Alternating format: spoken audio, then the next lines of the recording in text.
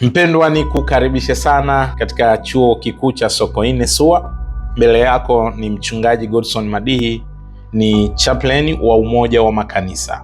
Umoja wa Makanisa ni chombo kilichoundwa kwa ajili ya kuwakusanya wanafunzi wa vyuo vikuu wanaotoka kwenye madhehebu ya UKWATA. Zaidi ya madhehebu 12 wanaabudu pamoja. Mimi niko hapa kukukaribisha.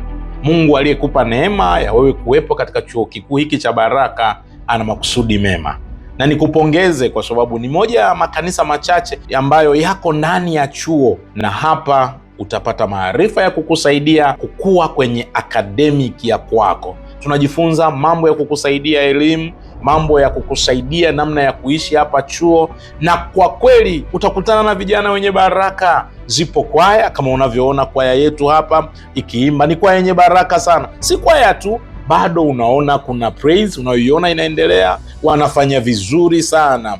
Lakini baada ya hapo kuna mafundisho namna ya kukusaidia kuwa imara, na kipekee maisha yako baada ya chuo yatakuwaje. Hili ni eneo sahihi la kuabudu. Usifanye makosa. Chuo kikuu ni sawasawa na msitu. Ni lazima upate mtu wa kukuelekeza. Upande huu kuna chui, upande huu kuna miti mizuri, upande huu kuna bwawa, na wewe una baraka kwa sababu tuko hapa kukusaidia, kukuelekeza ufikie hatima ya ndoto zako. Mungu akupe nini? Ni neema iliyoje. Karibu sana.